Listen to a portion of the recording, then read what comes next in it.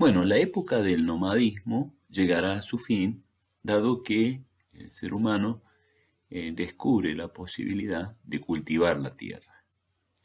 Esto, el cultivo de la tierra, transforma esa práctica de andar atrás de los alimentos y estar mudándose, por lo que se establece en un lugar para cultivar y esperar, por supuesto, que aparezcan los frutos de ese cultivo.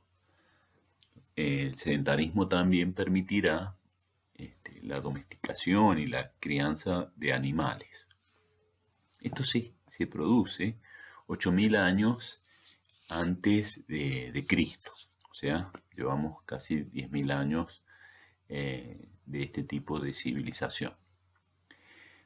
Con el cultivo de la tierra aparece una división de tareas entre el hombre y la mujer, en virtud de que el trabajo de cultivar la tierra requiere de mayor fuerza física y será el hombre el encargado de esto. Y la mujer se quedará en la aldea a cuidar las crianzas, a procesar los alimentos, otro tipo de trabajo. El cultivo de la tierra genera una idea, un tipo de práctica, que es que los productos de ese trabajo son de quien realiza ese trabajo. Es decir, surge la idea de propiedad privada. Dejan de compartirse los alimentos y queda en manos de quien trabajó. Un poco más adelante, también no solamente los productos de ese trabajo, sino la tierra donde se ha cultivado, también es abarcada por esta concepción de propiedad. La propiedad privada marcará la civilización durante muchísimo tiempo. Claramente no coincide, por ejemplo, la autora con algunos otros autores clásicos, podríamos decir Rousseau, por ejemplo, que cree que la propiedad privada es un derecho natural. Derecho natural significa que no tuvo origen, sino que forma parte de la naturaleza misma del ser humano. Bueno, acá se vincula este concepto a una práctica, a la práctica de cultivar la tierra, a un esfuerzo realizado. El esfuerzo de cultivar, de cuidar, de cosechar. El concepto de propiedad privada veremos que genera muchas transformaciones a posteriori. Pero además, esto posibilita y por primera vez que exista excedentes de alimentos. Ya antes, digamos, cuando el ser humano es nómade, lo que se cazaba o se recogía como frutos se consumía y no había excedentes. Ahora sí hay excedentes porque claramente no se consume inmediatamente y sobra incluso para un pequeño grupo lo que se cosecha. El excedente generará, por ejemplo, cosas que antes no sucedían, que es la tentación de robar y los robos, ¿no?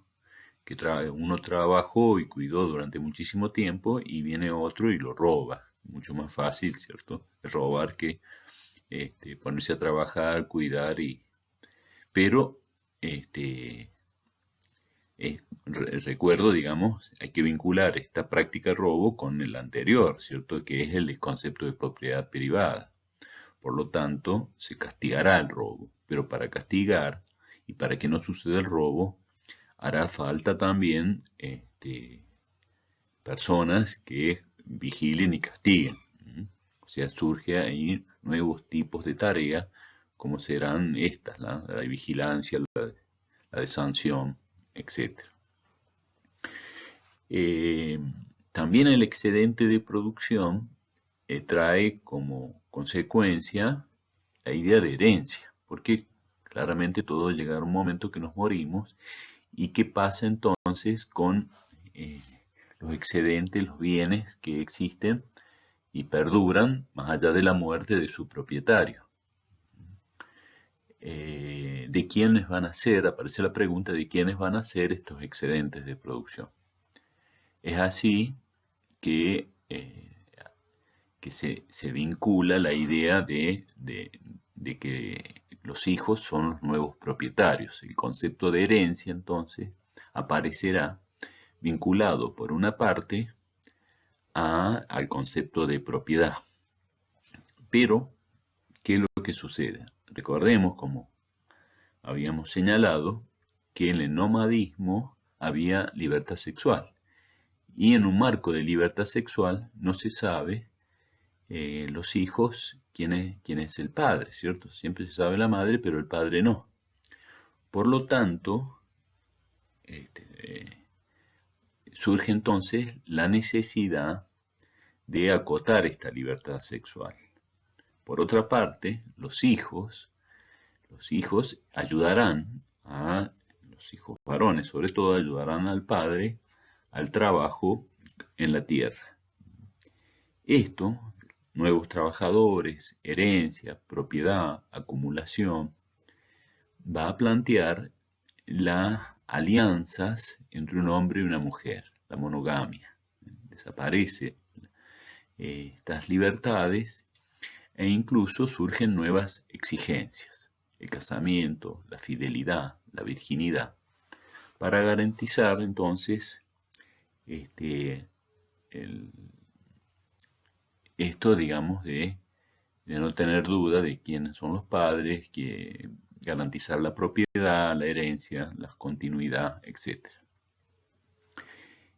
Ahora bien, en esta división de trabajo, claramente la mujer va a perder poder. La mujer es la que tiene que ser fiel, tiene que casarse, tiene que llegar virgen, no puede. Es la mujer la que pierde, pero ¿por qué pierde? No pierde por una cuestión ni natural, ni religiosa, ni mucho menos, sino que va a perder por esta división de trabajo en donde el quedarse en la aldea a cuidar los chicos, a procesar los alimentos, a ese tipo de prácticas, no tiene la misma importancia que la que tiene el hombre, que es la de el cultivo, el cuidado, la recolección, después las otras tareas como las de luchar, castigar, etc., ¿no? Este sometimiento entonces está vinculado a eso. Esta etapa de la humanidad que vive, digamos, básicamente del cultivo de la tierra y la crianza de animales, por supuesto será complementada con trabajos de artesanías. Permanecerá sin muchos cambios casi 10.000 años hasta que empieza esta instancia conocida como el proceso de la revolución industrial. Calculemos más o menos siglo XVI, no hay una fecha precisa, pero la revolución industrial tiene que ver con la utilización del vapor como un elemento que mueve motores, ¿cierto? Del ferrocarril, máquinas.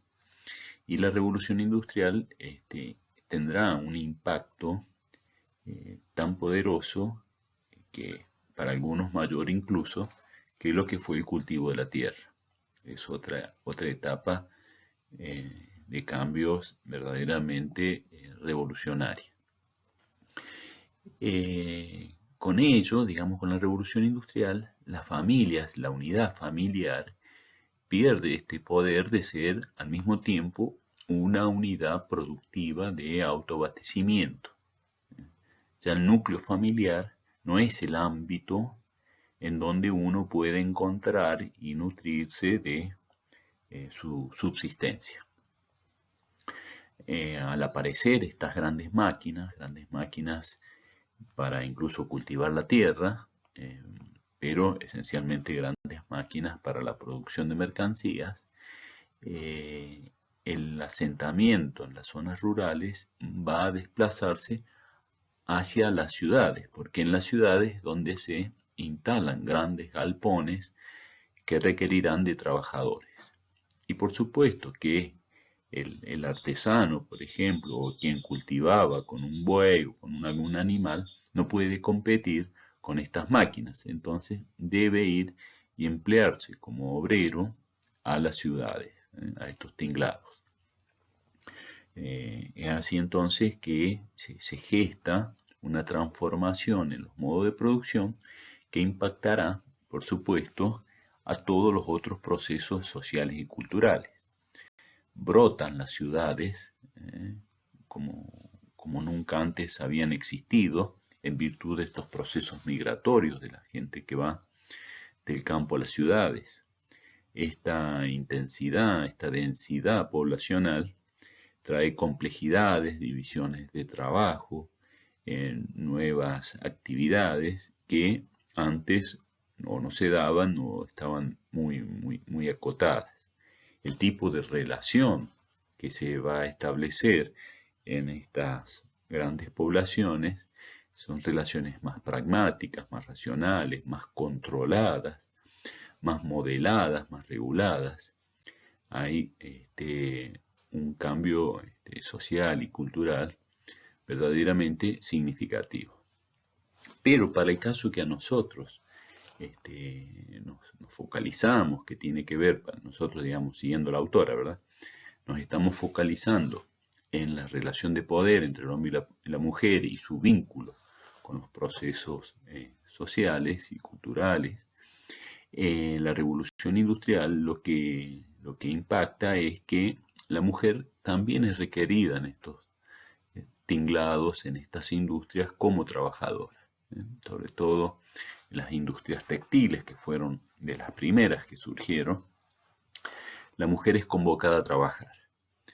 Y si la mujer es convocada a trabajar, recobra el protagonismo que tenía en las épocas nómades como un integrante de los grupos familiares que aportan el sustento a esa unidad. O sea, la mujer también es proveedora de alimentos al núcleo familiar. Y por lo tanto, empieza a gestarse, etapa que aún estamos asistiendo, empieza a darse una nueva igualdad entre el hombre y la mujer, unas nuevas instancias de libertad. Hay una reconfiguración de las ideas, por ejemplo, de virginidad, de casamiento, de fidelidad, en virtud de esto, ¿no? En virtud de la igualdad entre el hombre y la mujer y la igualdad que permite la libertad.